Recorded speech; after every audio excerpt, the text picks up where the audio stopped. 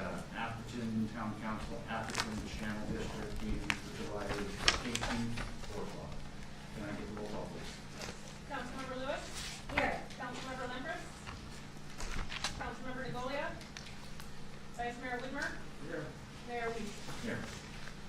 I'm going to go ahead and start with public comments for items that are on the agenda. Any members of the public would like to speak to any item that is on the agenda?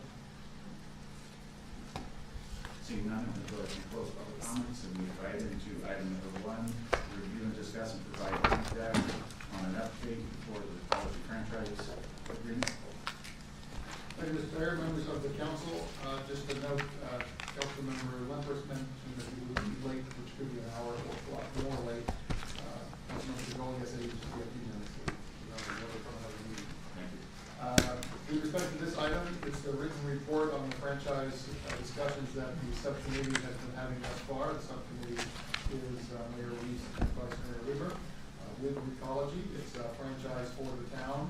We're a member of the STWMA, but each individual Recology franchise rests with each member agency. So a while back they put together, the STWMA, the task force put together a draft model franchise amendment extending the franchise for another period of time. And that model franchise was then shipped out to each of the member agencies for agency-specific tweaks and for adoption. So that is not quite before you yet, as the subcommittee is still negotiating with Recology for those agency-specific tweaks. You have those listed in the staff report, and the subcommittee can elaborate on those as needed. Perfect. Thank you very much, George. I first want to thank everybody from Ecology for your attendance today. I know you probably have plenty of other things to do. And we've had plenty of meetings together, so again, thank everybody that's here for Ecology. And SBWMA, wow, we're loaded. We're in the house. So we can talk trash for a little while. So I'm going to go ahead and any council members have any questions related to this, since Bill and I burdened the committee. Please, Liz. Thank you. On page 2 of the staff report, it talks about key areas of focus having been, one at the very bottom, what is the compensation for breach remedy costs? I should know what that is, but. So I think the subcommittee had talked about if, in fact, there's some sort of event that prevents Recology from providing services, we still have an obligation to provide those services. We may incur costs. How are we going to be compensated? What, I'll take just a little sidebar.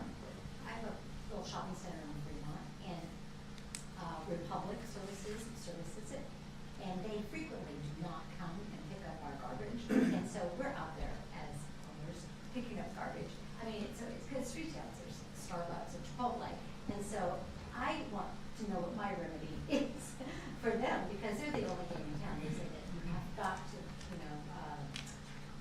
we say, well, we'll get a pickup truck. We can't do that here right now with Recology because we are under contract. Right? Well, the Vice Mayor wanted to speak to it as well. Yeah, this goes around essentially the force majeure. So the force majeure clause is that if something happens, like something serious happens, and they can't get down here for an extended period of time. Mm-hmm. And so for a month, let's say, we would have to arrange for somebody to pick up our trash and process it. Mm-hmm. The contract that was, the model contract says, and when our discussions with them was that, well, we won't charge you for that month. But we pointed out to them that we would be incurring additional costs to have somebody come down for 1 month, potentially, to pick up our trash, because a 10 or 15-year contract, you get a little bit of benefit of, all the facilitization and things like that. Somebody would be paying somebody overtime and bringing the trucks down here for just a short period of time. So the reimbursement of 1 month, in this case, would not cover the cost, and we brought up to them that we would like to have that overage to be picked up by them, and they take their lawyers taking that away, and they're considering. Lawyers took it away, or They took is the under issue away. consideration? Yeah, under consideration. They took it away, and they were considering what the response would be. Good, very nice, thank you. Yeah. Rick, we are on item number 1, and questions for Recology related to where we sit with the agreement. This is just out of question. Do you have any questions related to the agreement or where we sit? Or Bill's an expert in this area since he also attends all the Recology agreements. But We're gonna let the chief, the mayor here, answer the questions. Since he was in all the meetings and see if they. and I, of course, will defer to the experts in the I audience. do have a question, which is, I thought that the staff report was very thorough, and the portion of the staff report that outlined I think there are 6 open issues, that are on the bullet points. It's good to know what the topics are, but it would be helpful to know what the issues are under each of those topics. And I'm not suggesting, since I don't think today we're making a decision, it's just a report.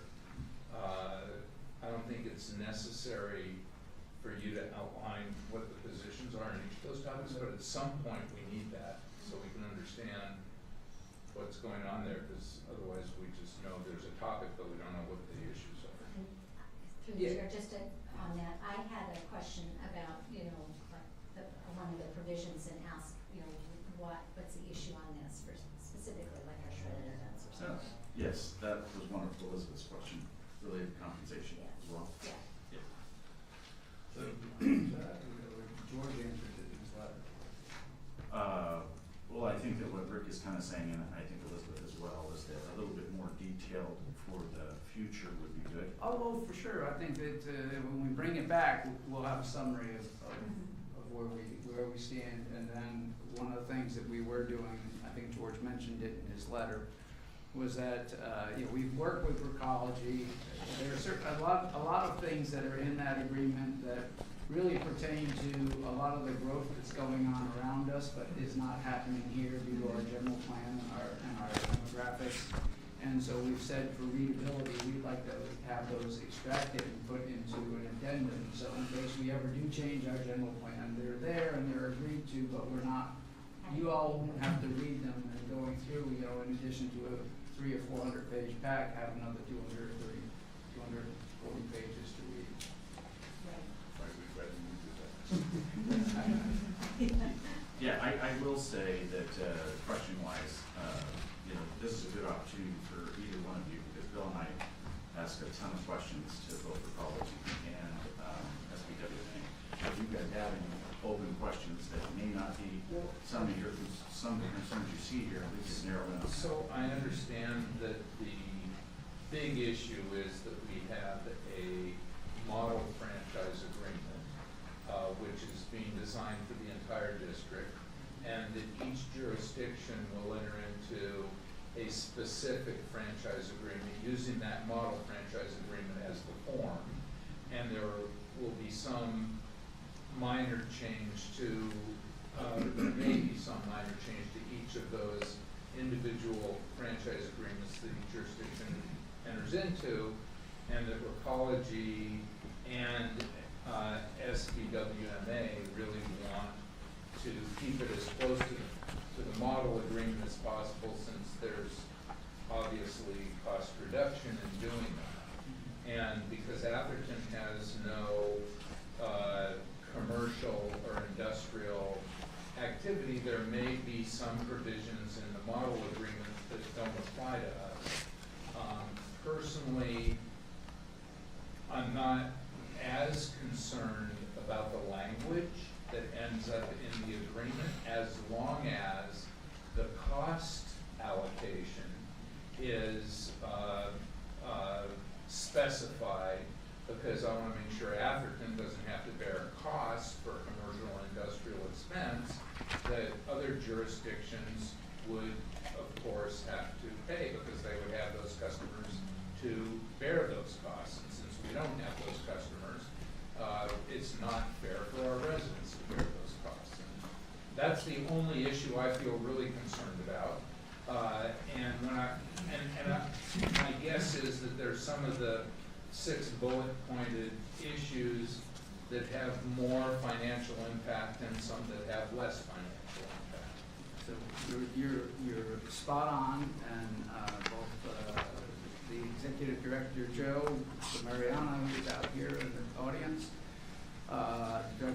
Executive Director of the SBWMA, and the people from Ecology, and George, who attends the meetings, know that I bring that up quite often, that there has been tremendous change in the demographics and the commercialization of our neighbors, and up and down every jurisdiction except for Atherton. We've remained the same, our number of accounts have remained the same, and we talk about that all the time, and when we bring the agreement forward, that'll be a subject that we'll be going over with you to determine, how you feel about that.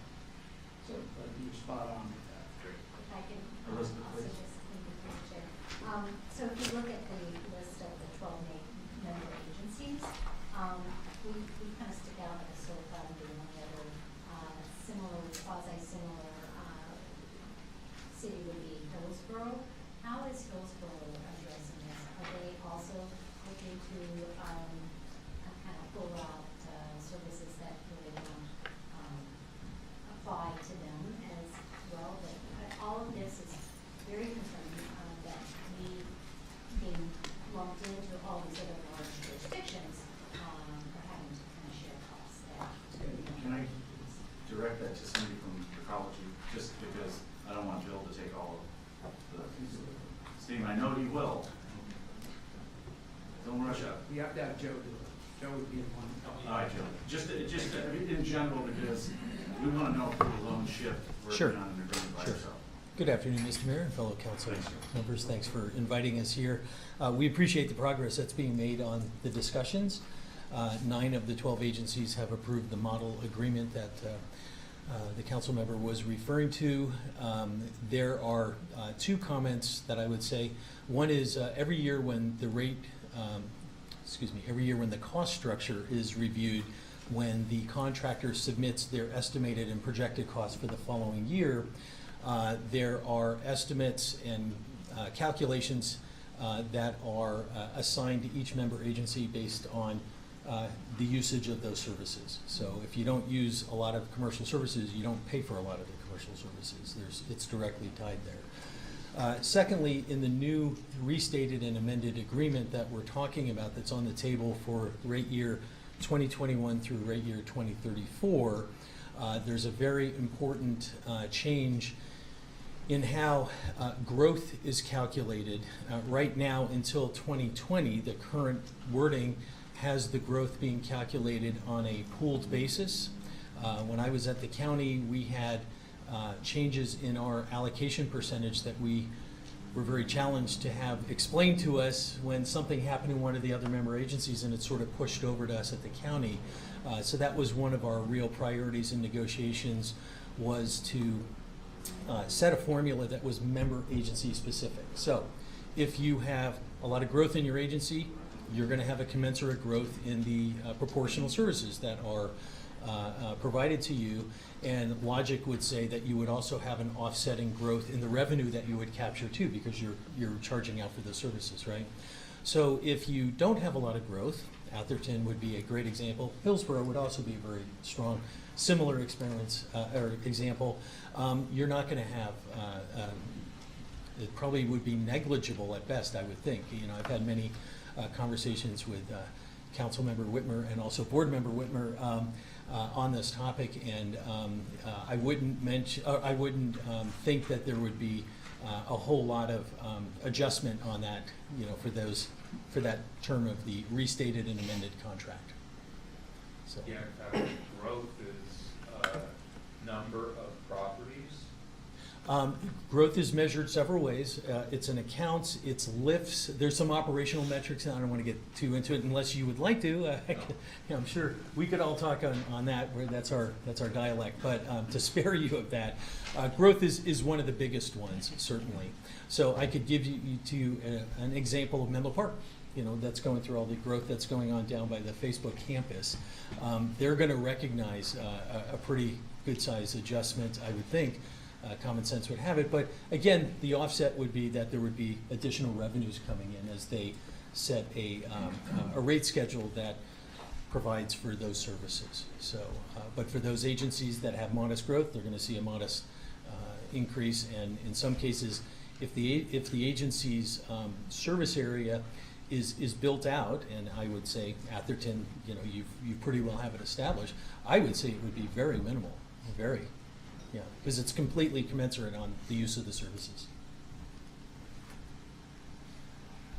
Rick, I mean, George, please. Joe, I'm going to put you on the spot with Sure. respect to some of the conversations that the SBWMA board has been having about the Oh, thank you. the transfer facility, like the recycling facility operated by SBA, Right. And it is currently doing commercial.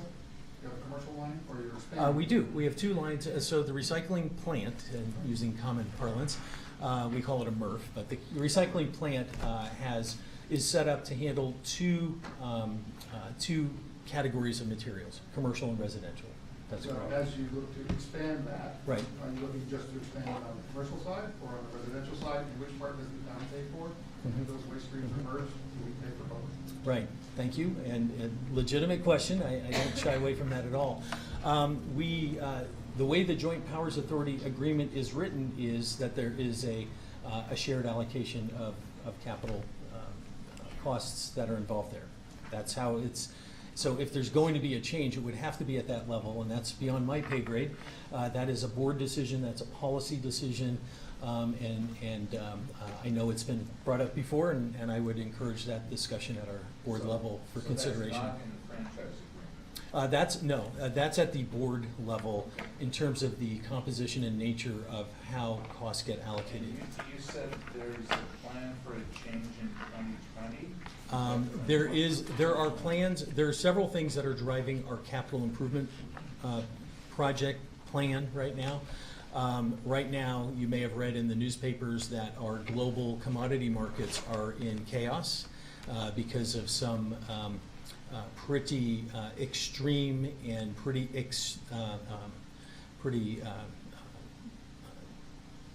extreme deadlines that were implemented this spring on March 1st by China, which was our largest buyer of our fiber materials, which represents about 2/3 of the material that we run through that plant, both commercial and residential. So the marketplace is sort of upside down right now. And one thing we're coming to realization is even if China were to come back into the picture as a buyer of our material, the reality is it's going to look a lot different, and we don't expect that. All the indications right now are they're out of the picture, so we're going to other markets, and we have other quality standards that we need to meet, and we need to modify the equipment to meet those quality standards. So that's one of the areas. The other one is there's some very strong environmental laws that have been put into place in the last 2 to 3 years regarding the requirement of jurisdictions and by inference, all of us here, to take organic materials and redirect them from landfills and move them to a higher and better use of productivity and to recover the energy value, et cetera. So we're looking very aggressively at plans for that. And to Town Manager Roderick's point, we're looking at both commercial and residential material to go there. So both of those represent parallel capital needs that we're planning for. And all of those discussions would happen at the Finance Committee level, which Councilmember Whitmer is a very active participant and very knowledgeable on these subjects, and I might say represents your interests very, very well. And then we're going to be reactivating a zero landfill committee that will have a second level of scrutiny before any capital projects of significance, these two in particular, would be presented to our board for consideration. So there would be elected representation review at both of those two steps, and then the third step would be at the board level. Please, George, go. So just to follow up on that, so to Councilmember DeGolia's question about our rates and growth and how they're impacted, Mhm. there's actually 2 layers of impact that could affect our rates. One is at the ecology franchise level, based on service delivery. Correct. The other is how that waste stream is treated by the SBWMA. Yeah. And those Yeah. board decisions Yeah. move How do- forward, then that also translates to a cost impact to our rates. So the total rates are kind of split between the two. So we're always going to be impacted by where the refuse can go, right? Mhm. Which is this issue concern because it impacts our rates. Right. But I'm not particularly concerned about it because there's not too much I can do about it. Yeah. What I'm more concerned about is I look at our neighbors who are in the SBWMA, Mhm. and I watch the change that's going on in their community versus ours. And I know that there's commercial development and it's resulting in denser residences and denser commercial entities. And that's got to impact the amount of waste that is produced and how that's managed and what the costs are. And I just want to make sure that that growth doesn't somehow bleed over into a responsibility that our residents have to share in, because we're not having that growth. If I look at this community, it's probably pretty stable. I mean, there might be a little bit of reduction of number of properties, because there's some places where there's a couple properties that Right. one person buys and there's only one waste delivery. Yeah. So, but overall, it's about stable is how I would guess. And my concern is that we just don't bear the cost of the growth that's happening around us, because we bear the pain of that growth Right. with our traffic all the time. No, it's okay. I think if anything, our growth is in the green waste. Mhm. Yes. Right. But in It's fact, come down a little bit, but well, we're the leader in work to green waste. drive that down. Oh, Yeah. we're working on So- that. Yeah, that's part of So our job. being good has a cost. Okay.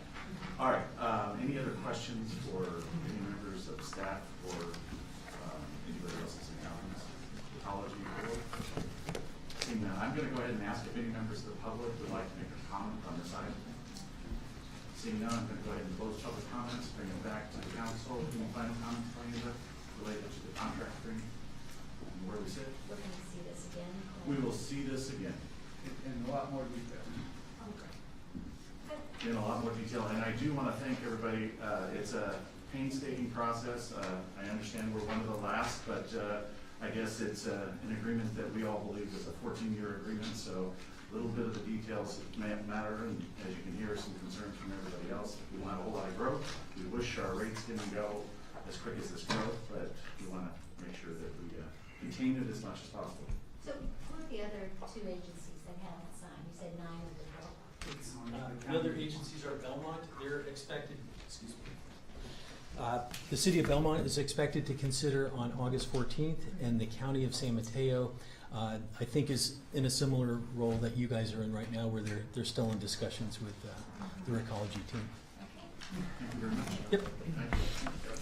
All right, let's go ahead and move on to item number 2. I actually have one quick, for a 14-year agreement, is there some cap built into where costs can go? Joe, come on up. Thank you. Again, reasonable question. The answer is yes. There are caps. There are a number of formulaic approaches to this. There is a 5% per year cap on each rate year, and that was done specifically. We did a survey of member agencies, and we knew that rate adjustments going up and going down was of a concern for folks. So how does that get made up if the true costs go beyond 5%? They get rolled to the next year. And if it happens a number of years in a row, or if it exceeds 10%, then there's a requirement for the parties to meet and confer and address it on a larger scale. So that would be one direct way. The methodology calculating the member agencies' growth, I think, is another way where you're no longer accountable for your neighbors. There isn't this push that has kind of a ripple effect over to you. To me, that was a really big win from the discussions for all parties. I think the ecology team feels good about that as well.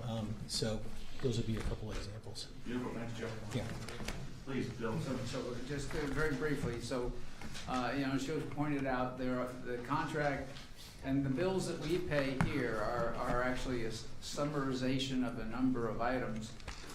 One is the picking it up, all right? And with that, Recology has Some of their items are capped.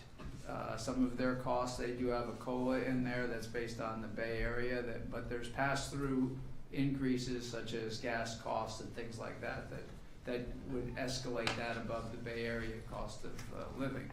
And as Joe said, that you don't really get away from it. It's not capped, it's just that it will be capped for a year so that you can do rate smoothing, because it always rolls forward. The other part of our spending of our rate is that, obviously we pay for some of Joe's times, but we pay for the facility up in San Carlos, the people that work it and do the sorting of it, and then trucking it out to the disposal sites. And then we also pay, we have contracts with the disposal sites for disposing of, our glass, our fibers, Joe mentioned, as well as, metals and things like that. So it's when we go over this again, we'll take the presentation and show you how the rates are all put together, and that's where we are. Thank you, Bill, for being so brief. Joe, thanks. Okay. And thank you everybody that's attending on that one. Let's go ahead and move to item number 2, which is fire services fiscal review. And Can I suggest that we, great. number 3, I think that's a good idea. Okay, that's perfect. Why don't we go ahead? Sorry, we're going to do a nice little spur of the moment shift, just because it's a short item.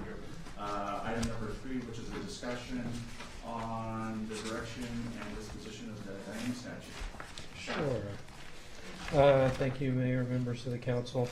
Back in November of 2017, you received a report regarding the Diana statue and some damage that had occurred when the statue was being relocated for the event garden. At that time, staff had received an estimate for repair in the neighborhood of about $45,000 to $50,000, and the council decided to defer moving forward with restoration at that time. We currently have the Diana statue located at the Corporation Yard in the park. We have since received an offer letter from the Lindenwood Homeowners Association offering to raise the money and supervise the restoration of the statue. As part of that, they are requesting that the statue be located in the Lindenwood Homeowners Association area, particularly at the Flood Circle, Linden Avenue Island. It would be located within the public right-of-way, and the homeowners have offered to maintain the artifact there if it's located there. Staff has reviewed the site and believes that the island is a suitable place where it can be located. And so we're looking for direction from the council on what you would like to do. We have Marion Oster, the director of the Lindenwood Homeowners Association here. She can provide some additional history if there is any questions on that, or answer any questions regarding the offer. Any members of council have questions for either staff or mayor? No questions. Wow. That is first time this year. Okay. I don't have any questions other than I guess I do have a question. A little question and still a question. It does mention the maintenance component of the statue once it's put in the right of way. Yes. Do we have kind of a detailed idea? I mean, maintenance, is that washing it off, scrubbing it? What if it gets damaged, broke, or anything like that? Spray painted? Please. The Lindenwood Homes Association has maintained all of the artifacts, flood artifacts within Lindenwood. When they're dirty or when they need to be painted, we cover that cost. They are all still owned, if they're in the right of way, they're owned by the town, but we have all maintained them.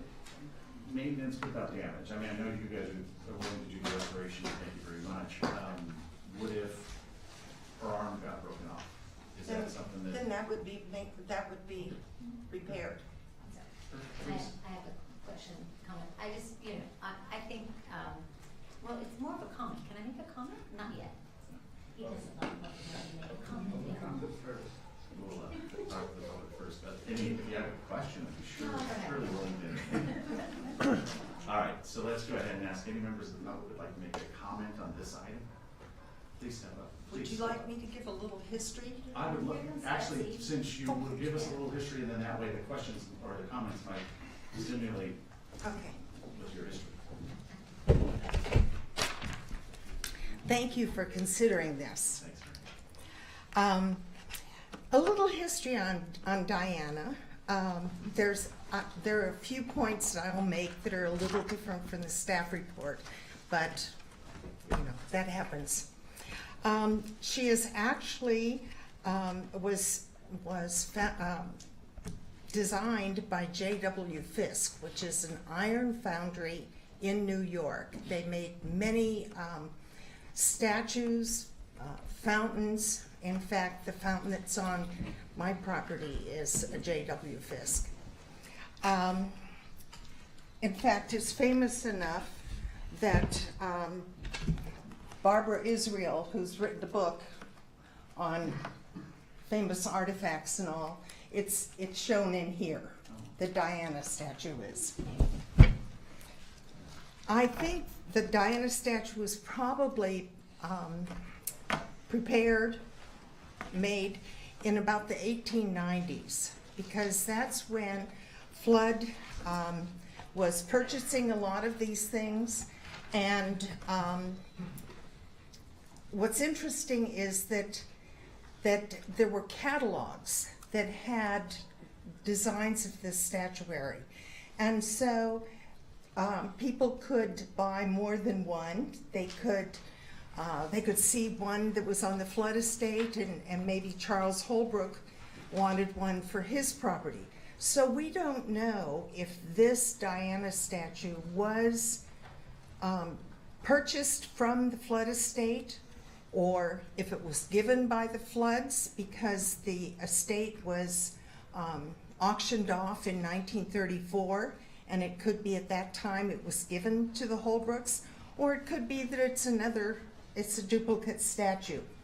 But the Heritage Association does have pictures that show that a Diana statue there. So this would be an appropriate place to put her back. In 1995, Mike Hood, who was our building official, came to me and said, "Marion, have you seen the Diana statue?" And I knew nothing about it at that time. And so we went over to the Corporation Yard, and there was the Diana statue in 10 pieces. It had been on the grounds at Holbrook Palmer Park, but had been damaged and was just in the Corporation Yard. The Heritage Association raised $10,000, and Mike Puleo, who's Custom Iron Works in Redwood City, did the restoration work. He had to reform things like the quiver. He recast legs. He did all kinds of things to help restore her. In 1999, she was finished, and we had a dedication ceremony in the park. And so at that point, you have pictures of her looking amazingly well. When the events garden was planned, all of a sudden, she had to be moved. And I kept saying, please don't move her until you've checked with me, because rods were put through the statue into the concrete to make sure that she was upright and she wouldn't come off. Well, a sawzall was used, and the base of the statue was removed from the total base, and the support was cut off. She's actually made from zinc and cast iron, and zinc is a very soft metal. And so when she was lowered, all of a sudden the weight of the base was so much that it pulled on the seams, and the seams split open. So that's one of the problems that has to be faced now. The Lindenwood Homes Association, and just to correct things, I am not president right now. Betsy, who is coming up here, is president. I've stepped down. We would like to take over the restoration. We're willing to do the funding, to find the company to do it, and would very much like to have it on the island on Flood and Linden. So, thank you. Thank you. Any other comments? Comment, please. Thank you. Thank you for the history. Yeah. Betsy Colby, and I just wanted to thank you for considering this. I think it's a beautiful statue, and it's a shame to just leave it laying in the ground in the corporate yard. I think we can restore it and put it in a public space where it could be enjoyed.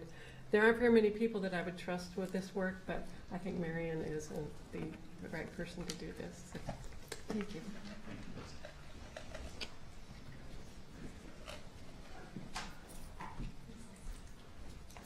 Hi, I'm Herb Schneider. I'm president of Lindenwood, and I just wanted to thank Marion so much for all of the artifacts that are part of the old Flood Mansion that you can still see. It's part of the character of where we live, and adding this wonderful statue to add to the collection is just amazing. And I just wanted to thank you for the idea. Fully supportive, and I hope that we'll see it there soon, fully restored. And her fountain, which she fully restored, I believe, on your own nickel, is beautiful. There's a place where you can go see it, and she's also invited Lindenwood neighbors to come over and view it privately as well. So it's been wonderful. So just thank you so much. I really appreciate it. On behalf of Lindenwood, thank you. Thank you, Herb. Any other? Seeing no more of those closed public comments, bring it back to council. Councilman DeVoe. I'll move that we accept the Lindenwood Homeowners Association donation offer and agree for the statue to be located into the right-of-way in the Lindenwood neighborhood as suggested. Before the council moves any further on that, this is not an action item. All you need to do is give us some direction, and we'll take care of the rest of it. If something needs to come back to you for action, we'll make sure that's direction. I think that Councilwoman Lewis. I have a comment. Please. So, Marion, I think this is really a wonderful gesture on behalf of the Lindenwood Homes Association, and it does continue to make Lindenwood the special place it is. Raising the $50,000, if in doing that you find donors who would like to contribute to our civic center, we certainly would like to have some of I your knew money. that was coming. I know you knew that, because that is our primary focus. Art is important, but that's one of our very big focuses. Anyway, I have no problem with doing it, and I think Diana's going to be in good hands with yours. Councilman Vice Mayor Whitmer, please. I just would like to first off say that the Homeowners Association and the people that live around the flood circle do an excellent job of maintaining the artifacts that are there and making sure people can see them by having holes cut in their hedges and things like that, inviting people on their property. So I think that this is going to be able to be displayed and seen by everybody, and I heartily support doing this. Thank you, and thank you, Marion. Marion, thank you very much. Obviously, it's there are a few that are like you that can carry on the history, and items like this that are part of the history of the community. We need people like you, people in Christ. My concerns were truly just trying to make sure that hopefully we have a mechanism in place that knows that the damage in the police department will be doing once it's out there, regular drive-bys, to make sure nobody's doing anything to property.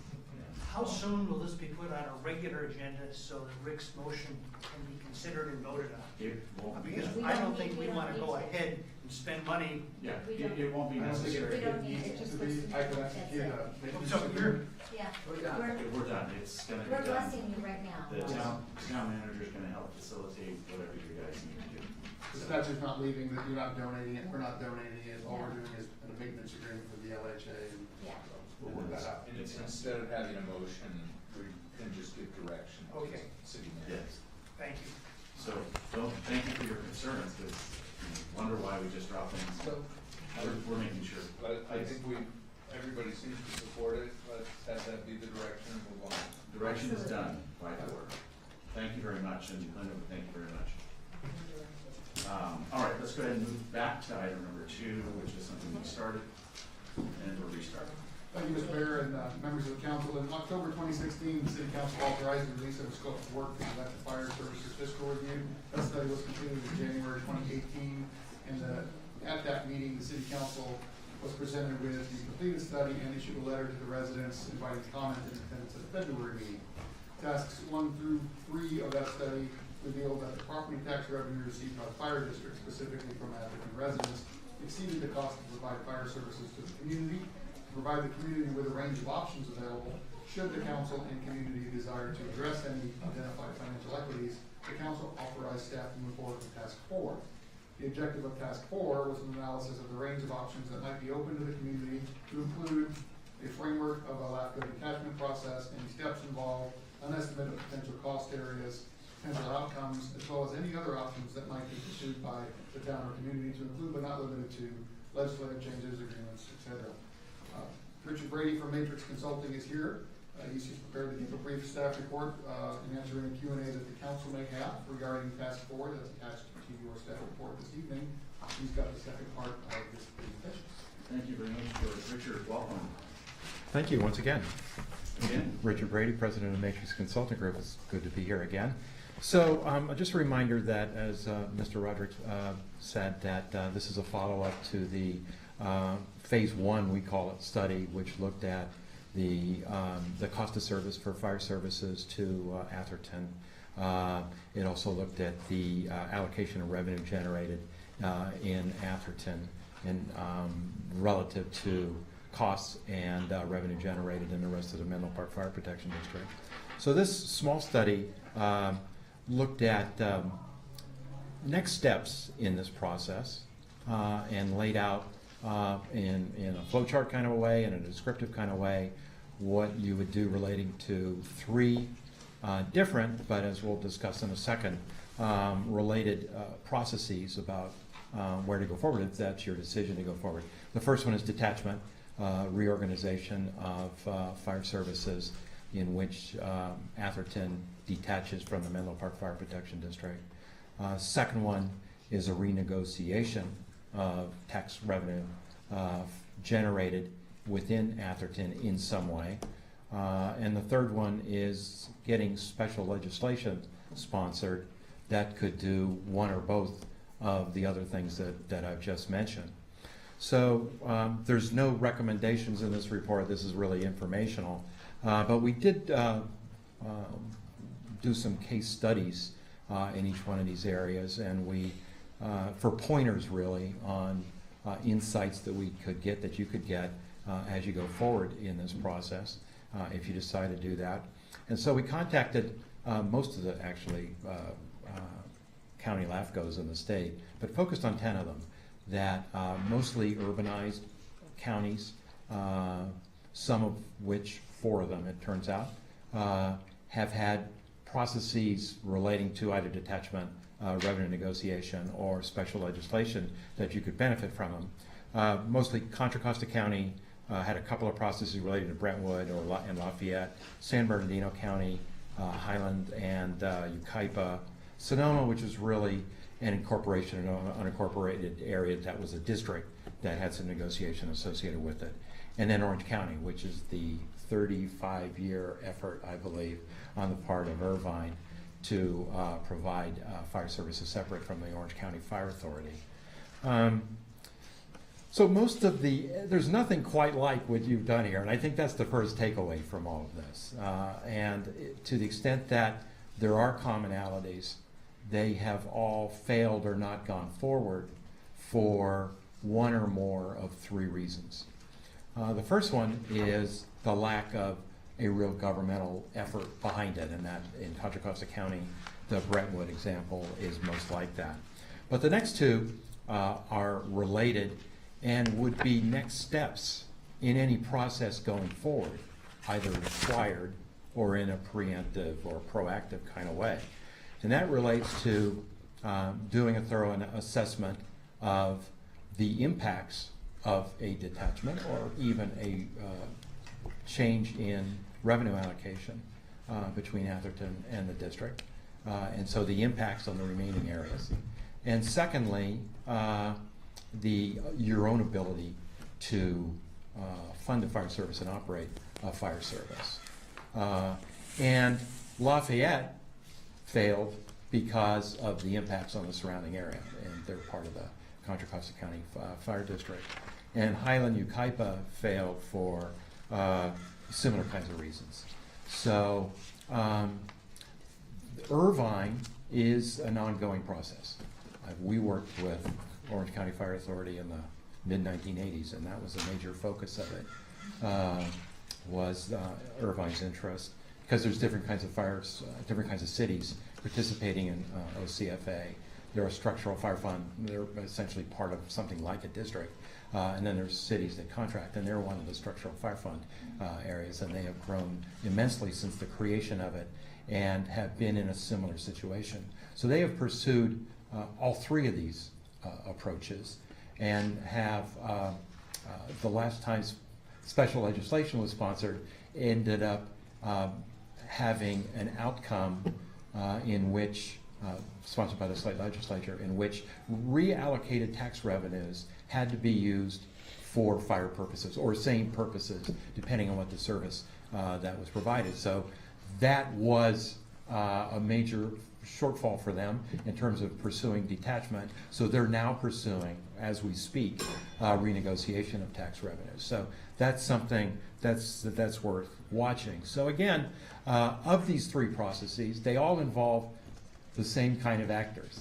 You, the district, usually LAFCO, certainly the county, and in the case of special legislation, involves the legislature as well. So the elements that permeate all of these options are, again, either the required effort of looking at your abilities to operate a fire service, as well as preemptively evaluating the impacts of detachment from the district and the impact on the other entities, the unincorporated area, Menlo Park, East Palo Alto, because the district would be doing the same thing. And same thing with the revenue negotiation. That you would be doing a study from your perspective, as they would be pursuing something on their own in support of their position to renegotiate. So that's the biggest takeaways from this effort, and we have laid out in most of the study, in the latter part of the study, the steps that you would go through, including flow charts and advice, et cetera. And that depends on whether you're going to go forward. I think George would like to have some words about this as well. So before I head back to the council, there's no action required on this item this evening. It's mainly staff looking for some feedback on some possible next steps, not next steps specific to actions contemplated in this task force, but how the council would like to proceed, whether you want a community meeting, or you want public education, whether you want to sit down with the fire district, postpone this a month and come back as you've thought about it over that period of time, get additional feedback, that sort of thing. That's what we're looking for now. Thank you very much. Questions for staff or Richard?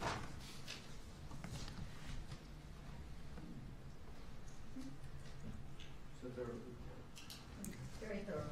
Oh, thank you. Thank you very much. So based on what you said, this is not a fast process. No, not at all. Look at Irvine. All right. I really don't have any questions. It's a very extensive report, so there's a lot of information that's in here. It's complex. So, even questions, searching for questions, because as you said, there is no similar jurisdiction that has done the same thing. Right. Okay. Any members of the public, any comment on this item? Thank you, Richard. Please. I would like to voice my support to the council. I appreciate the effort. I think it's a very good effort. Please, if you could step up. Yes, sir. Our microphones aren't so good. Maybe in the new building. Yeah, my name is Renato Iverson. I'm a resident. I just would like to appreciate and voice my support to the effort. I think it's a very interesting effort. The question I have is, do we have a deadline? And also, do we have any idea? I've heard 35 years, I believe, in Irvine. So I would like to be here to see that change. So do we have any estimate time, average, so. Thank you very much. Any other members of the public like to make further comment on this item? Seeing none, I'm going to, oh, Bob, please, thank you. Yeah, Bob Polito from Lindenwood. I'm happy about the statue, by the way. And full disclosure, I've worked in a subcommittee on this topic, and I knew nothing about fire districts not that long ago, and I don't know a lot now. But it appears that this is the situation we have with the fire district, which is a very affluent fire district, is one of the unintended consequences of Prop 13. And I think my research tells me there's more than just this one. There are a lot of them. Why there doesn't seem to be an easy way to get them resolved, I don't know. But in answer to your comment about how long, this issue is probably not going to go away. And I did some research and kind of extrapolated the numbers in the reports, the initial report, backwards and forwards. I went back to 2012 and forward to 2025. Kind of related to the comments on the trash collection. Because we have zero growth, in theory, our cost to take care of our fire needs should basically go up and down with the cost of living.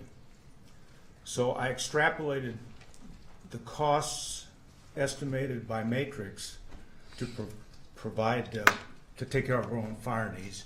I used a $7 million starting number based in 2016 and took that back at 3% a year and took it forward at 3% a year. I then took our actual property tax revenues from our financial statements, and they're not growing at 3% a year, they're growing at quite a bit more than that. But using those, the actual growth numbers, I went backwards and forwards to determine where our taxes have been and where they're going, and where the fire district's numbers would be going using the same proportions. And the sheet you can have, anybody can have a copy, but the long and the short of it is that the premium we pay to deal with the fire district over what it would cost us to run our own district has gone from 2012 to $1.5 million to 2018 to over $7 million, and using the same extrapolation by 2025, the premium for the city of Atherton to pay the Menlo Park Fire Protection District for our fire services is going to approach $20 million. So whether you act on it right now or not, the problem's not going to go away. It's just growing at an astronomical rate.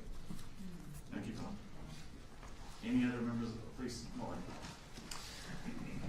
Walter Sleeth, and I live in Lindenwood. I just would like to know, will the report that Richard spoke on be available on the town's website? It currently is. It is, okay. Yeah. Thank you very much. Thanks, Molly. Any other members of the public? Seeing none, I'm going to go ahead and close public comment, bring it back to council, and Bill, please. First off, I think that it was a very detailed report, and it was, some of the information was very eye-opening. So I thank you for that. And there is a lot of work from reading it and doing the full assessment. Obviously, this is not just of interest to us, but it's also of interest to some of our neighbors, as well as would be of big interest to the fire district. And my only comment is that I have a lot of them here, but I know that the mayor and I are scheduled to meet and discuss issues and an agenda for our December meeting, and I would like to put out there that potentially, I'm sure this would come up and would be of interest of having a discussion with the fire district, and I would think that we should at least go over the details with them and talk to them about that. And so that would essentially, I I guess that's your negotiation, but I think it's just a conversation. We do that, and then we can have maybe a little further discussion in December when we all meet. This would be a topic that, you know, I would think that they would want, and we might want to put on the agenda to talk about in the joint board council meetings. So that's my thoughts on reading it and thinking about, you know, if there's a way forward, or to even decide if there's a way forward. So, but Bob, that was an excellent assessment. Thank you very much for that work. Councilman Lewis.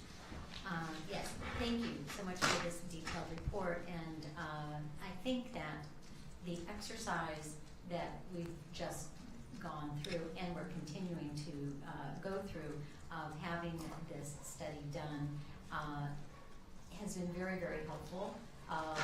It's opened a lot of the residents' eyes to what is really happening, like Mr. Polito's as well.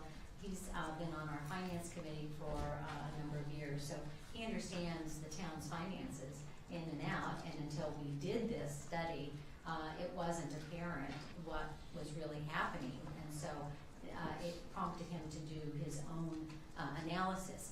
I mean, clearly, at the rate of Atherton's growth, and we're not talking high density or population growth, but we're talking about property tax growth is increasing at more than 3% a year. And the unintended consequence, as Mr. Polito said, of Prop 13, when the formula was set, never expected that our little town would have so much in property tax revenue. And if you just extrapolate it out going forward, it's just not sustainable. Something has to be done. The length of time that Irvine has worked on this and the negotiations or the tax aspect or the legislative, I think it could be a very short time frame for us to come to some kind of a wonderful negotiated agreement between the two entities in a moderate way. There's no way that I want to take money away from or levels of services to any of the other two entities in our district. I don't think that that would happen if the money that Atherton contributed, the level of services was reduced, the level of services would continue. What would be reduced is the growth of the slush fund, for whatever other word that is. But so the negotiated process, I think, in the best of all worlds would be the quickest, but then the legislative process, I think, is the next. I'm not keen on having our own volunteer fire department, not itself. So that's something that, for me, is just not part of the mix. But anyway, I think that we should continue the public outreach, the education, and put this on our next joint meeting with the fire district in December. Is that when we're doing? Mm-hmm. Thank you. Councilmember DeGolia.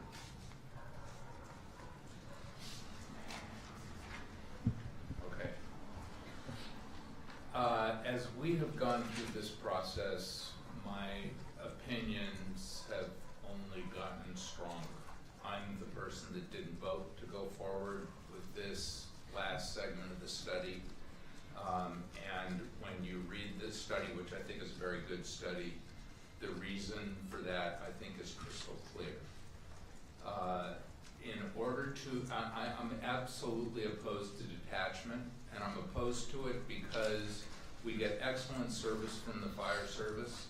Nobody has complained about the quality of the service. The issue, there are two issues here. One would, and actually Bob addressed both of them, one in passing and one directly. The one in passing is that it's an extremely affluent fire district. There's been a lot of controversy about issues related to the fire district, to spending, to salaries, a whole series of things that have to do with this affluent fire district.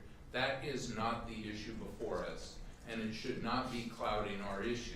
The issue before us was how much does it cost Atherton to obtain the fire services that we obtain, and how much taxes does Atherton pay? And there is a huge gap, which I think Bob Polito very clearly identified, and it is growing.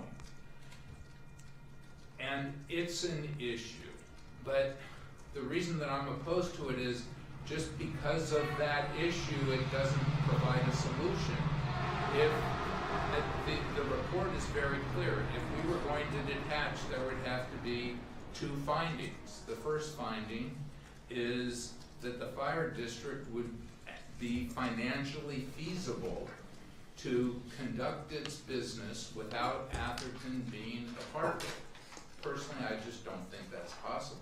I mean, we pay 39% of the operating costs of the fire district, and it bears something in the range of 7% of the expense from the reports that I've looked at. So I don't know how you reconcile that. I think, and we get such good service. I've heard from a number of residents where basically the statement is, so what?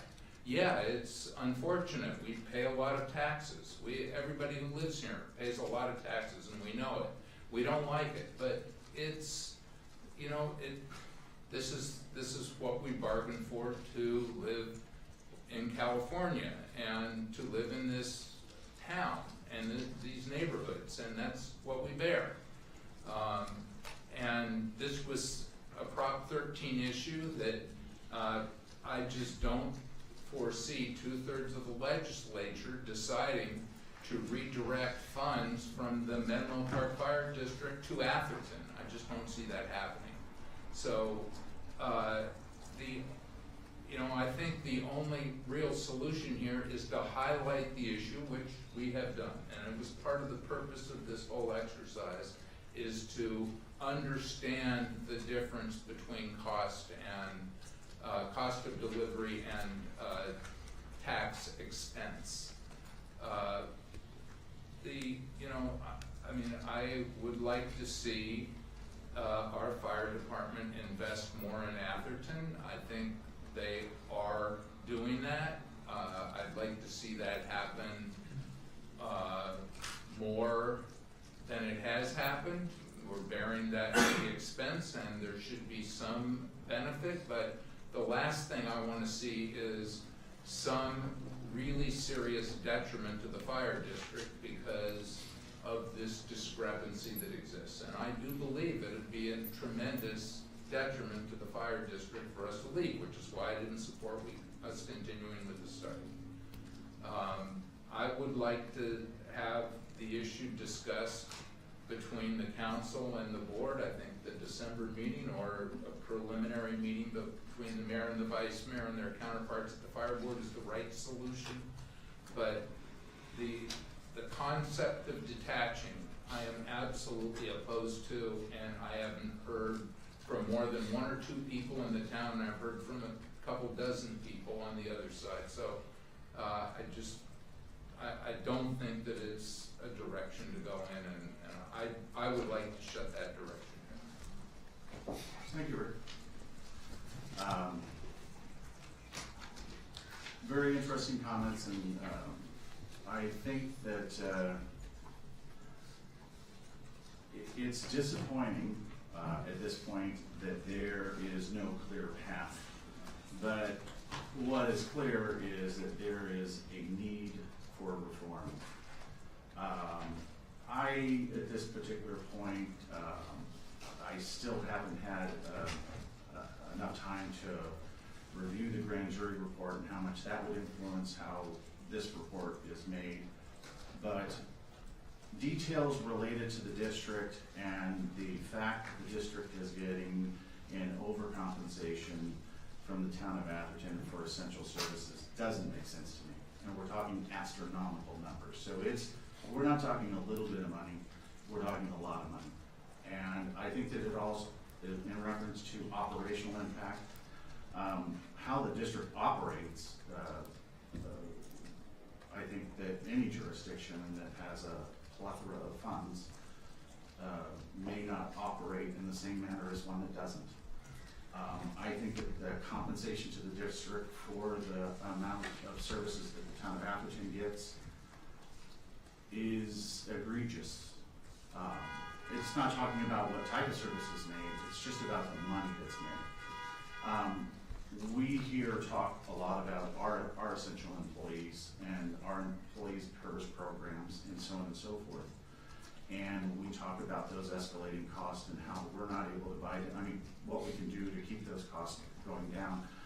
With the amount of growth that is going into the district, I have some extreme concerns with how our portion of interest in contribution to the district, we just mentioned, I think, everything we talk about. We don't have the growth, but yet the cost of the services for the district are escalating beyond, I think, even their control. It's obviously something that they're trying to wrap their heads around. It's a very difficult task when you're chasing growth. And the district is a special district, and they can't stop the growth. That is the responsibility of the decision makers in the jurisdictions that they provide service in. But as far as the town of Atherton is concerned, we've been a pretty constant, just because of our disproportional contribution to the district, and it's going to continue to escalate. It's not going to go down, and our service levels have been pretty constant. I think that it's clear in the study that it says that, and I think that we all have knowledge of what our growth is. It's not Menlo Park's numbers, it's not East Palo Alto's numbers, and it's not the county's numbers, and those are all jurisdictions. So in a sentiment of disagreement related to can the district survive without Atherton's funds? Absolutely they can. Can they manage their money better than the way they currently have to? Absolutely. But they also have a growth pattern that also contributes to the district's coffers that has to be recognized by the transition in property in the 3 jurisdictions outside of Atherton. I think that as I sit here and I feel that I have a burden of responsibility to the taxpayers of Atherton. And that is my narrow focus. It is the taxpayers of Atherton. I still want a level of service that the expectations are there, but I don't believe because there hasn't been a clear path that we as electeds for the town of Atherton drop this because frankly, some direction of reform needs to be put into play. So every jurisdiction that made it into this report had to in some ways cultivate new ground that somebody before them didn't cultivate, and therefore they were the trendsetter in that particular zone. Disappointing that this is something a little unusual, but it does compare, in my belief, to the Orange County Fire Authority and the city of Irvine. It is a large jurisdiction, slightly different because it's special district versus a JPA agreement, but a lot of similar considerations because it's a set fee amount mostly for Irvine, and therefore disproportionately they've been getting overcharged. I do agree with my colleagues in the sense that I have a willingness to sit down with the district to talk. I would like to, and I think that it should be part of the process.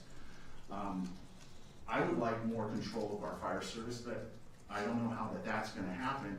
I haven't had too much time to absorb the grand jury report, but I understand the language of go on your own. Well, we're partners, and we should be partners on how we work together. I think this is something that we, as Councilwoman Lewis identified as well, that is part of the process. I may not like the process, I may just like the process of the district giving us money and we walk away and everybody's happy and the taxpayers of Atherton get some money back and they divert those services to something that benefits the needs of taxpayers of Atherton. But that's short-sighted. And process is unfortunately the way we build better government. And if those decisions are detachment at the end of the road, at the end of the day, then that's something that I think that is on the table because it's part of the process.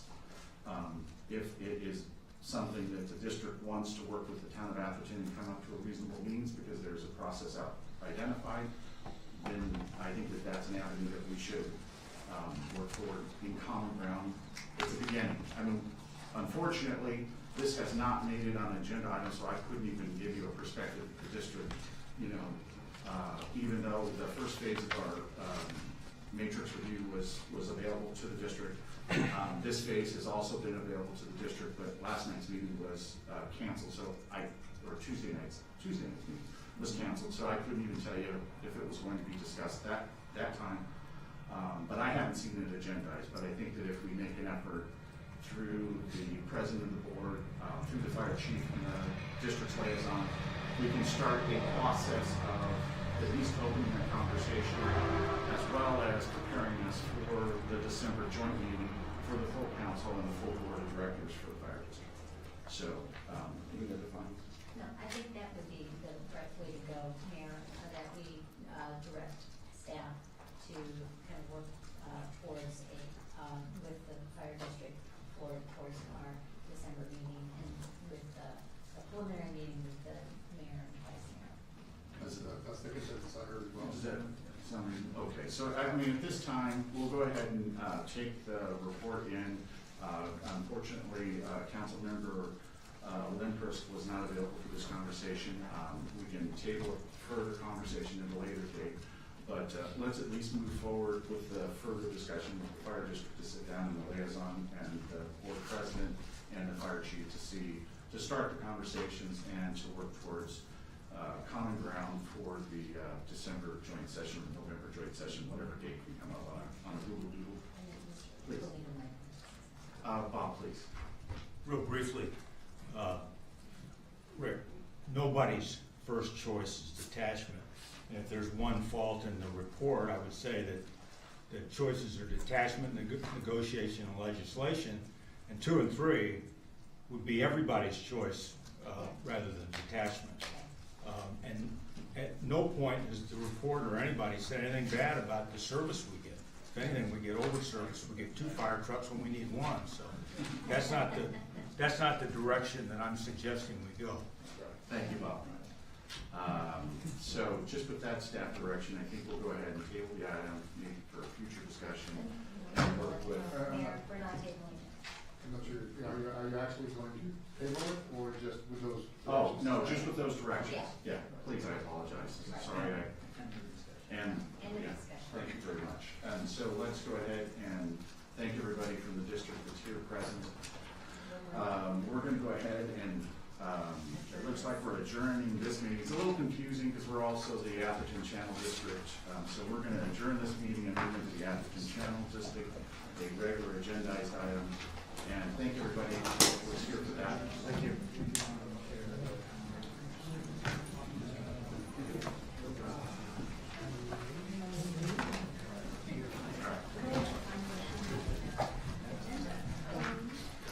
So if we want to go ahead and move right into item number 4, Robert. Sure. Shoot.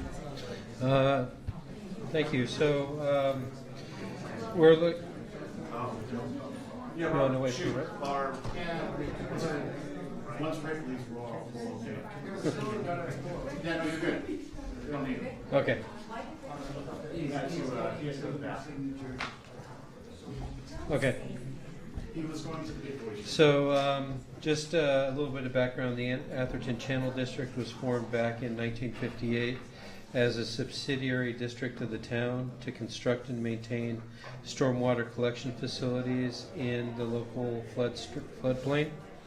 The district boundaries include most of the town and portions of unincorporated county, the city of Menlo Park, and the town of Woodside. You have an attachment that shows the boundaries of the district that was included with the report.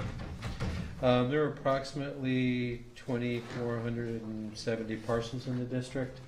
And the district receives a small share of the property tax assessment on those parcels. The secured property taxes is approximately $83,000 per year, and I think total revenue is somewhere in the neighborhood of about $97,000 a year.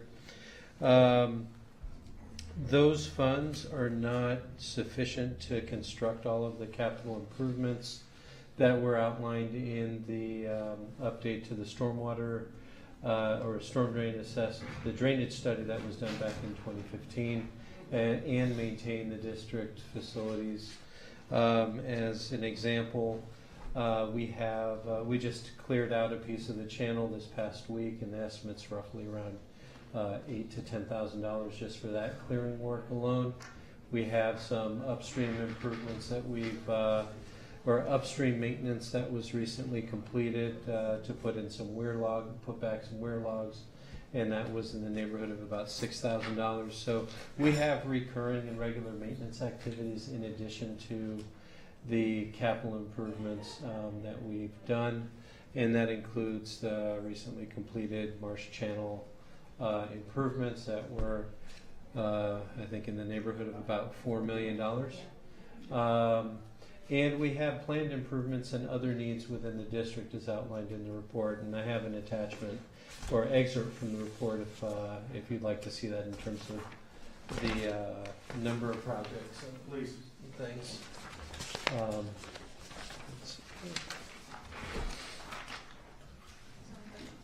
we open for questions? Not yet.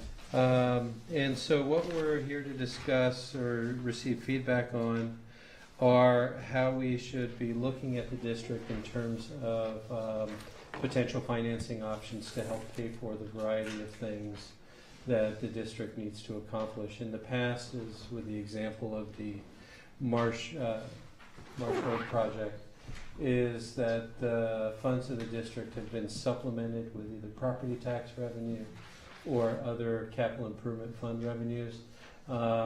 Given the challenges of the city moving forward, we're not really in the position to be able to take that on without additional revenue. Elizabeth, please, Robert, would love for you to ask a question. So in our 2015 update of our master drainage plan, not all of the drainage projects identified in that are located right in this district. I mean, the district, the channel district doesn't. That's correct. The So channel district doesn't take into consideration all valley. It's a, that's correct. large So part valley. what the excerpt that I've handed to you highlights those projects Okay. that are within the district boundaries. Uh-huh. And so, for example, all of the Tier 1 projects are within the district boundaries, and that totals over $6 million worth of need. The Tier 2 projects, not all of those projects are within the district boundaries, and that's over $4.7 million. And so if we look at all the projects listed, we're talking in the neighborhood of $26 million in 2015 terms. Okay, yeah. So, but if we assess the district only for increased revenue, then we would still have to use general fund money to fund the other Sure. projects outside of the district, correct? Outside of the district, yes. Okay. Which total the 4.7? Tier 2? I did not total the outside of the district projects.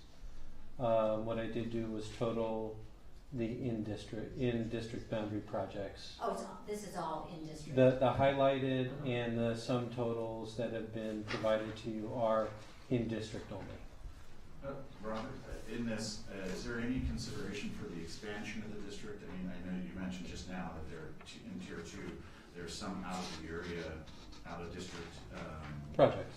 Projects, which I would assume if they're out of the district, I mean, out of the channel district, then they must be. They're not in any special district that provides dedicated revenues for drainage improvements. And do we have any plan or interest, or is there a plan or interest in expanding the district to cover areas that receive a benefit from repairs made by the town or the district? We can look into that. We're also looking at it as part of other drainage projects. There is the potential of, let's say, relieving some of the flood problems outside of the district area by pumping. And so that would add, if we were to do that, then more folks would benefit from. So yes, I mean, it's totally possible, and the city attorney, Robert, can probably chime in here as well as I step off the reservation a bit. Yeah. But if you're gonna expand a special district, Yeah, or expand a special benefit assessment district, or create one, yeah, the folks within that district have to vote on it. Right. And they're voting to assess themselves. So with respect to the Atherton residents who might receive a benefit, that might be an easy sell. right. For the folks that are outside of Atherton, if you're gonna expand it to areas beyond Valparaiso, into Menlo Park, or in the county, that's a little different. I mean, I get expansion of the district. I was just a little narrowly focused on the tier 2 in your language. You said that it includes areas from outside the district. Now, since they're from outside the district, one would assume that they're also a recipient of the benefit of the repair, and therefore would be more than happy. No, so these projects, when I say they're outside of the district, for example, there is a project recommended on Palimas that's over $2 million. Oh, okay.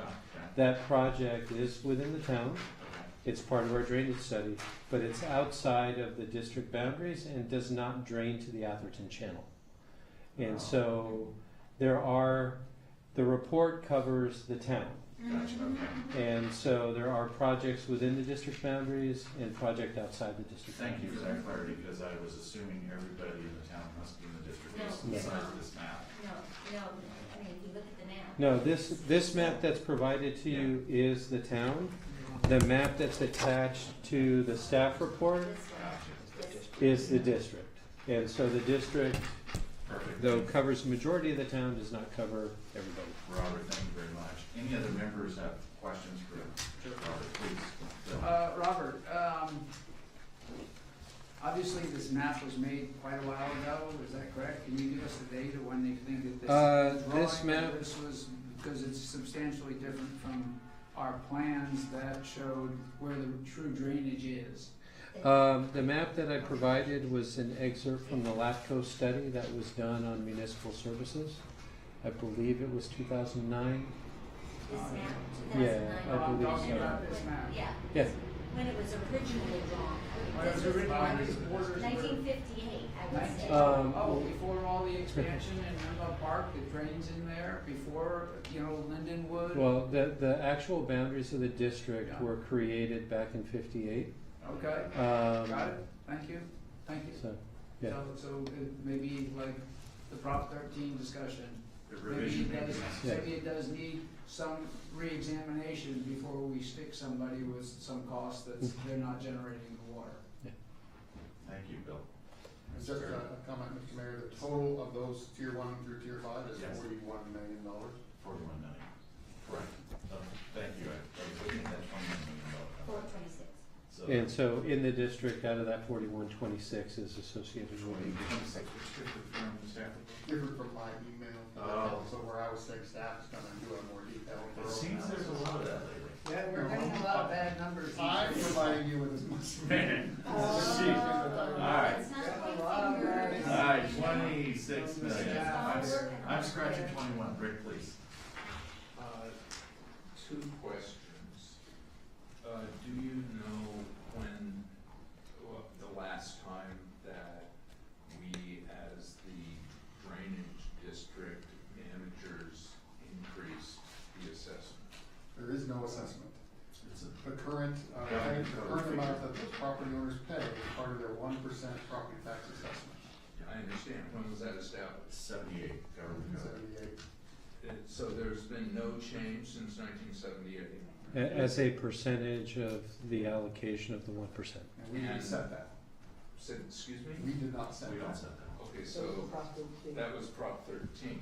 Yeah. And as the district managers, if we were to assess an additional assessment, then that would not come out of the 1%, which is set by Prop 13, but that would be an additional assessment that would show up on every member's property tax bill. Yeah. But not every Atherton. No, I didn't say Atherton, I said every district. I just don't- Every district. Understand the assessment process. Yeah. It's a Everyone- 218 process. Everyone It's not just that, a 218 process, it requires engineers, it requires to show the benefit to each property, and you can't exceed the amount of the benefit and it requires a vote. Wait, it requires a vote of whom? The people that are affected. Within the district under Prop 219. Yep. So there has, And under Prop 26 or 62, one, they get it backwards, but Right. one of those. So either way, they'd have to. They would have to vote to assess themselves. We'd have to. Yeah. oh, so the managers can't assess that? Correct. No, It's we not a can't. 218 issue. It's a 218 challenge because it's an increase. It's a in property 218 tax. challenge, but it's got some other things that hang on to it because it's a special district. And all special districts, the assessments can only be approved after a vote. And based on you proving that there's a need. And So that, And then understand, it's- originally it was 1%, which is, so we've got more money over time. It's just that such a small percent. It's never gonna be a lot of money. Just because property taxes have increased, you know, the Exactly. 1% of. wait, what's never gonna be a lot of money? The one, is always gonna be 1% of property taxes. That's been set back in 1978. So, it's like the fire department gets a much larger percentage, and theirs has gone up exponentially because the cost of providing services has not exceeded the growth of that money. In our case, the cost of providing services has risen much higher than the amount of money that has increased over time of our 1%. And we're not getting 1%, we're getting a percentage of that Yeah, 1% exactly. that's assessed, or that's imposed. Yeah, because it gets distributed from To the other county. things. We get 9% of that 1%.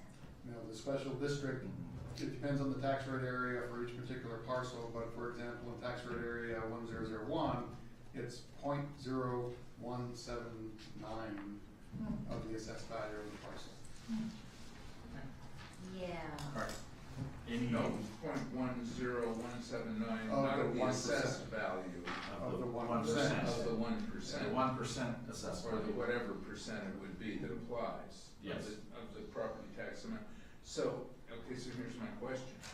If the, so the district is responsible for its costs. Atherton has been bearing those costs, Yes. which is a taking from the residents of Atherton who are not in the district because they're not getting any benefit from the costs that they're paying. I wouldn't call it a legal taking, but. Well, yes. but I don't know, I'll let our attorney characterize it, but it seems to me that if there's an expense that needs to be incurred by the district, and if the members or participants in that district, and I think us as the managers have a responsibility to propose to the district that the district bear those costs if there's an improvement that needs to happen to the district, right? I think that's correct. And if the, wait, let me finish, if the district, but if the district members, which I can see is the concern, don't vote to bear that cost, and the improvement doesn't happen, then there's a problem, right? I mean, just take the example of the improvement to the channel that we chose to bear, but probably improperly so, on Marsh Road.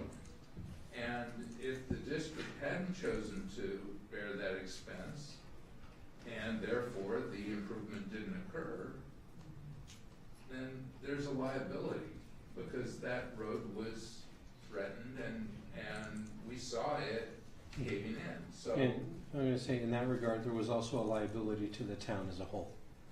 Because it's a road coming into the town. Because of the road as separate from the channel. But I know there's a question on somewhere. Fair enough, that's a fair comment. So, in terms of channel improvements, and I suppose we could talk about the potential water treatment facility as it's managing water coming down the channel, and there's a responsibility because the channel delivers water to the bayfront, and it causes some flooding in the bayfront, and it includes includes water that's going into the bay that's polluted, which the state is requiring a response to. It's really the channel districts, Atherton Council as the channel district managers that are responsible for that water. And we've always, Pretty sure that if we got sued by the federal government because of what we're discharging into the bay, they would sue the town of Atherton and the town of Atherton Channel District and anybody else that they can think of to name. And But as the those town of who- Atherton, we could demur from that. maybe not. Because we're not really responsible, except as the channel They're district gonna manager. find just any amount of water that comes, surface water that flows that way, that's not in the district, you're gonna treat that as. It's not in the district, fair enough. And, No and, problem. and I haven't really reviewed the study that was being done, but there is going to be some water that we know comes from elsewhere. I That's understand. always been the argument. And there's The some wood side. responsibility for that water that comes from Totally. elsewhere. Totally. But if we're just focusing on the water that's coming down the channel, which is a substantial amount of water, there's a cost associated with properly managing that and addressing the state requirements Totally. with that water that's coming down the channel, and that seems to be a channel district issue. However, Am before I you go, wrong? no, I think That you're was the correct. question. But before you go too much further though, we are actually the Channel District is a subsidiary district of the town of Atherton, Right now. by definition. Now, under state law, I'm not sure what that implies or what that means, but subsidiary to me means that we're ultimately responsible as a town. I have a It's question. kind of like CEQA, we're the lead agency. And since we're the lead agency, we control the money, we control the projects, and other people outside the town have to pay into it, but not a whole lot. And it obviously isn't a moneymaker. A question for Robert. I know that pre-you, Steve Tyler, had regular maintenance and this and that of the channel, and it seemed to be quite good. Do we bill back the channel district for that? Is that part of The, our? part of our operational maintenance expenses go back to the district. And, Not all of the operational expenses? Well, I'm gonna say, for example, we just did a weir log replacement upstream, that's being billed to the district. We have some monitoring that we do that is billed to the district. The clearing that we've done is billed to the district, and to the degree that we can bill the capital projects within the district, we do. Right. But again, the revenues. But that's governed by how much money is available. Right. And as approved by the capital budget that is approved by the council, when these projects are approved, the funding makeup of those projects is approved also. But are there costs to improve the channel that we are putting on all of the taxpayers through a general fund assessment rather than a district? I'll go back to that same project for Marsh Road, is that Well, that's a little different because of what council said, that it improves the road, and the road is not, so the Okay. only issue there wasn't the channel. okay, multiple so issues. The town does not have any special assessment. well, other than, I'm gonna say this, is that we've historically had in the past, property tax assessments that the town has approved for roadway and drainage, and so some of that drainage money has gone to drainage capital projects. The parcel tax has gone to drainage projects within and outside of the district. so that's probably why our special parcel tax has been so critical over the years and why it was originally passed at the dawn of Prop 13 to fund all of these drainage issues that we had in front of us, because it was obvious that the amount of money for the drainage district just wouldn't cover it all. And our general fund didn't cover it all. So we're gonna have to bring back the parcel tax, I believe. It's really a sad thing.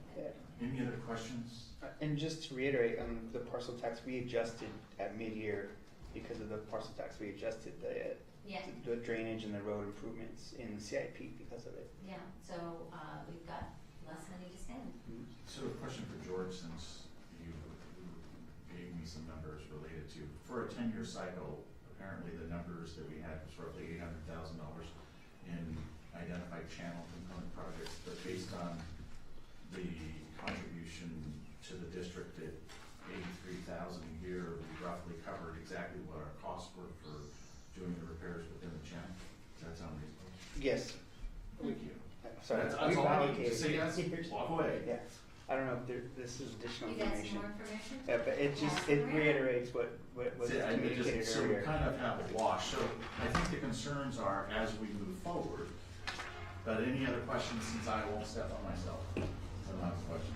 I have another clarification though with respect to subsidiary. Please, So, please. and we can certainly look into it further, but that LAFCO map that you've got, in that LAFCO report from 2008, defined a subsidiary district as requiring 70% or more of the area of taxable or accessible land within the jurisdiction above it. So if you were to expand the district in some way, shape, or form to go further into Menlo Park, because those areas are contributing, we would still have to retain 70% of the district in Atherton within our boundaries as a subsidiary member of the town of Atherton.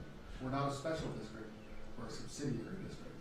And I understand the word assessment is not used in a lay term. Assessments, taxes, these are all different, have different laws that associate with them and different requirements. I think it's very complicated and complex with all of the various propositions that have come down the pike in the last 15, 20 years. So, yes, not just 218, it's 62 and 26 and all these other things that basically impact on how we can raise funds within that subsidiary district. And I have not looked at what a subsidiary district is or how you can change the funding within it, but I'm going to assume it's like all other quote assessments, and after the propositions got done with this, it's very difficult for us to raise money. You have to have, voters have to basically vote themselves. To tax themselves. Yeah, So, assess themselves more. question for either one of you that wants to jump out. Consideration for projects, and you've identified, George, you identified maybe 20 here. But maybe the water capture facility would have a component attached to it. Do we have to do, other than, I don't know what preliminary work we did to identify these existing projects, do we have to identify each project if we're saying that we would like to increase the assessment from what it currently is, $50 or $20, whatever it is that can cover that cost? Do we have to identify all the projects, or can we, or one project or all projects? Because it seems like there has to be a benefit. So Wait. this 2015 Drainage Master Plan identified a lot of projects within the Atherton Channel District. And so an engineer's report would have to be produced that shows each of those specific projects and how they benefit their representative parcel to determine what that assessment would be for that parcel. Very much like a landscape and lighting district, a benefit assessment district, an underground utility district, and then that would be that parcel's assessment that they would vote upon as part of the district. So I'm sorry, because I'm just trying to figure out where the numbers go. Say, for example, there's a water capture facility in the park, and 10% of the people that are downstream receive no benefit. Those TRAs would not be included in the reconsideration for assessment, because clearly everybody upstream would be a contributor to the. Well, actually, it's up to the engineers to determine who benefits from it, how much. Downstream benefits because they no longer get flooded. Sure. But there are lots of different ways that these benefit assessment districts calculate how you pay. Sometimes it's on a lineal frontage basis, X dollars per, but it could be also on a parcel basis. It could be on a square foot basis. So the bigger parcels obviously have more water that run off of them, therefore they should pay more than a little tiny parcel. So it would be really a function of a process to determine how to increase. That might run head-on, however, into the 1978 formulation that was post-Prop 13 that came down and put this in place. And I'm not sure how that all plays into this, and I wouldn't want to call this just a regular garden variety benefit assessment district. Right, so we find out. simply what we have would not be adequate enough if this was to be reconsidered for an increase in benefit assessment. If it was coming back to us and we say, we would like to identify projects like a water capture facility, X, X, and X, we need to consider what the reassessment, or a benefit assessment would be, but that process could be It would take 2 years a while. down the road. The other way to look at it is that what level of effort, let's say for example, if you're going to do a townwide assessment for roadway and drainage, similar to what you did, special parcel tax, right? The goal of getting the voters of the town or the district, in addition to figuring out how you're going to spend the money, needs to include an adequate level of detail such that the voters are confident in how you're going to spend the money that they are giving you in terms of the tangible benefit to them. And so whether it's district specific or town-wide, as indicated here, is that there's over $40 million town-wide that need to be spent on drainage improvements as opposed to $26 million in the district. So you can look at it either district specific or town-wide in terms of the need that the town has for drainage, roadway, other improvements. So this is something that we should be getting in front of because the process takes time. That's correct. So there, Rich, do you hear that? Yeah. Gotta get in the game. Okay. Any other questions for staff? Well, because we were just talking about the assessment component and how long Takes the a wheels long of time. long the wheels of government take. And I mean, if where it specifically applies is the water capture facility, it's gonna take 1.5 years to build it, We gotta get in the game. have to get in the game if Yeah. we're gonna have the district pay the maintenance costs. It's called good planning, and we've got to get into good planning. So I agree with it. So, And then, I would just say, if we're going to do that, staff should probably look at the drainage master plan, see for those items that are district items, that are really high priorities, we should probably include that rather than have to do it twice, right? So, any members of the public have any comments on this item? Seeing none, I'm going to close public comments, and finally, Bill, please. I haven't been making my comments during question period. You've been doing good. Thank you very much. First off, if you look at our drainage plan where we showed where the water really was coming from, it's substantially different than this. And I think it's than this district that has been drawn in 1956. Yeah. And a lot of water that is going into the channel is coming from the development in Menlo Park, where they have the water, the rain gutters, and they have the curves. They channel the water down there, and it goes right into our channel. But they're excluded, including cutting out the Felton Gables area, you know, all around, that's all surrounded by Atherton. So I don't think that it's right, and to just say, hey, this is the district. Plus, if you're gonna have one district and say pay for these things, then you need to set up a second district for the others, because if you're saying it's not fair for the people that live on Almondrall to pay for something that's happening into the channel, which, by the way, I believe some of their water does go in the channel. If you walk the channel like we did, it actually, that water comes right in. But then if you want to do a project up on Bolhemus, well then this district shouldn't be paid for it. It should be exclusive to the other district. So you're going to get this tit for tat. And so I think we're walking down a very dangerous path. I think that my recommendation would be that we look into what we can do to redraw these lines. Now, secondly, I'd like to point out that these areas of major development in Menlo Park, we have done nothing or very minimal to address the water items in their EIRs. And I think that that's something very critical that we need to take a very active role in. They're just about ready to start the development of the new Stanford facility. And I think that, you know, if we want to look for money to fund channel, you know, water activities and that are going to be draining into this district, then we need to, as a town, put the effort into actively addressing the impact or assessing what that impact is in their draft EIRs and following up to make sure that we get the proper benefit.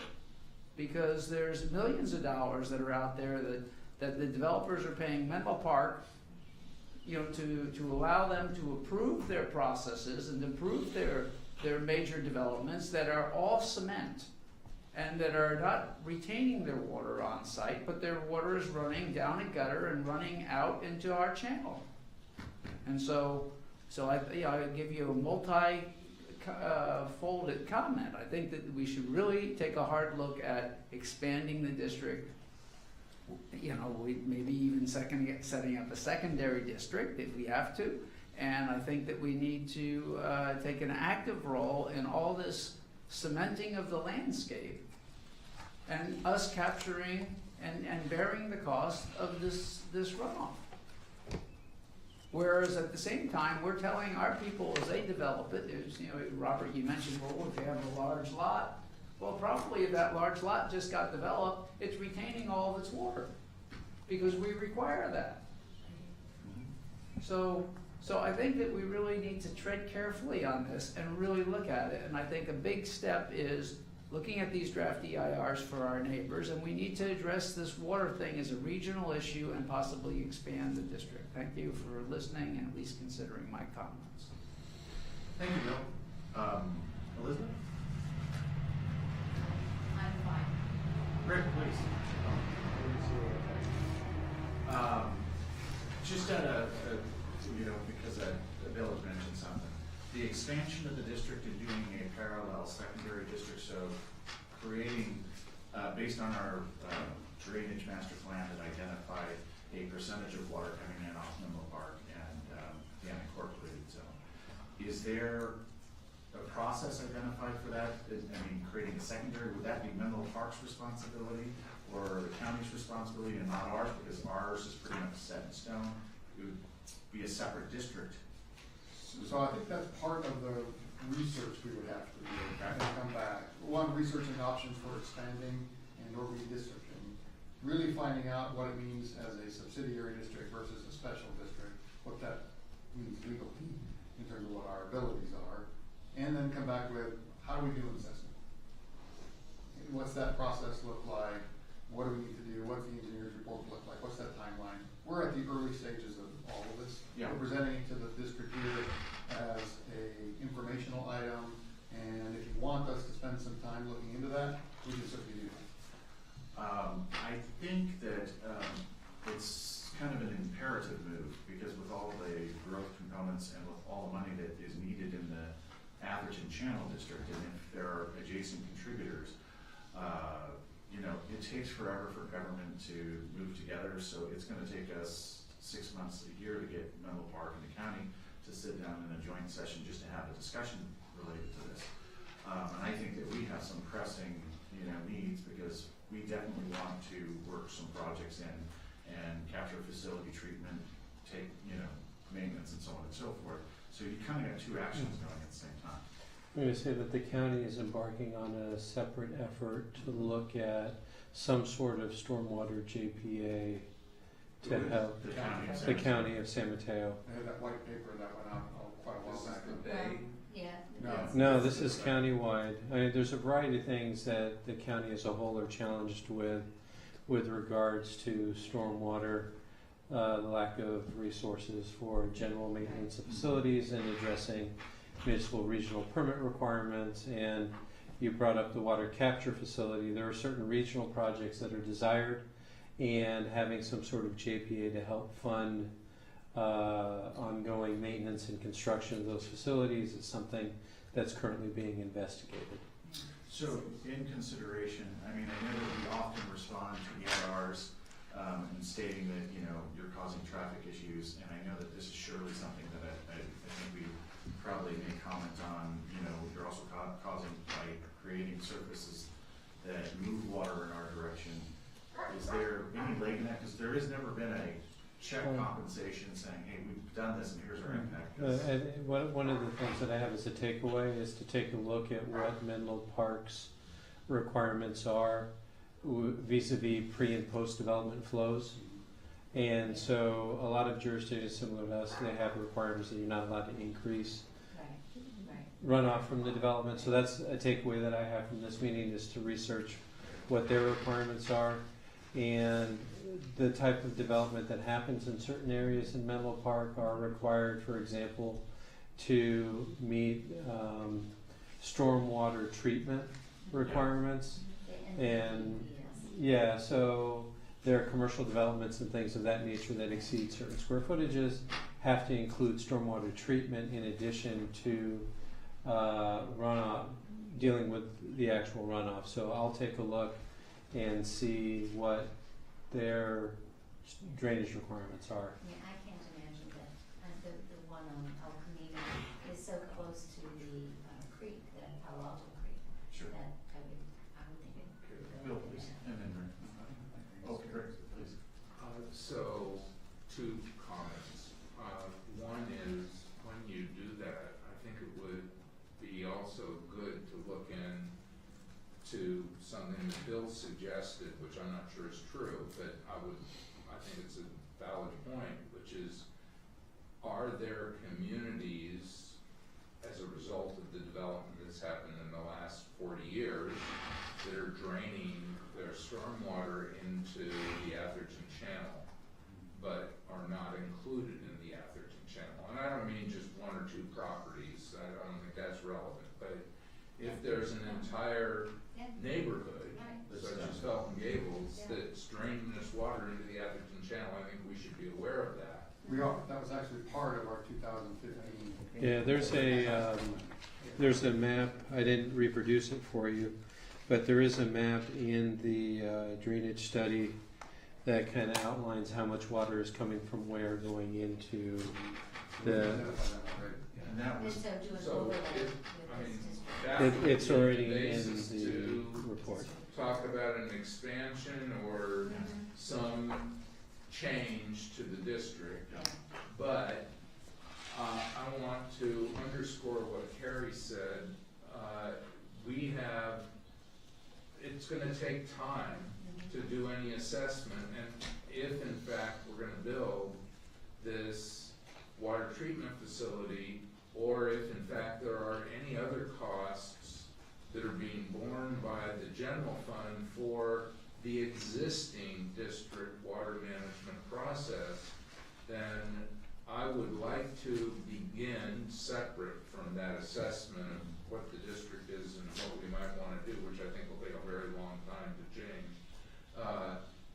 begin the process of assessing or considering what the procedure to assess and the amount to assess and the engineering reports that would support that. Because I think it's appropriate that if in fact there are costs for the district, then that should be put to the district members to support. Well, and, and it's beneficial. I mean, the district members need to know, especially all the properties along the creek up off of Walsh Road and around there. They want to have this, their properties, protected, and I think that they would be willing to vote to tax themselves on it. And especially in light of we don't have a parcel tax. I mean, that's gotta be brought to everyone's mind. They just, won't think of it. And the other, you talk about CEQA. The CEQA thing is totally separate and distinct from assessment. Sure. Because if you look at the CEQA thing and you say, look, the channel's already at capacity and you're gonna be adding more water to it. No, you're not. Unless you pony up to take care of some of these projects that might expand capacity. And if ponying up means like a developer, and usually it's the subdivision level where you get this kind of money. Well, Menlo Park might have something like that. That's why I'm saying, it doesn't have to be in our jurisdiction, it just is, don't bring your water into our jurisdiction unless you're gonna show us how, unless you're going to have a mitigation measure that increases the amount of flow we can cover. But I think we also have to be aware of the 70%, you know, that, yeah. I think that just in closure here is that we just want to make sure that there's fairness. Our people that are paying for what's existing is one thing, and we don't want to stop and wait till we create a larger district to move forward on some of the things that we have need for in the very near future. But we want to make sure that the rest of the fruit that's on the tree that can contribute, we get into the table on that and not stop process one, but working on process two at the same time. I'm going to adjourn. So, move to adjourn, and I got a second. All in favor? Aye. And we have a closed session. Thank you very much.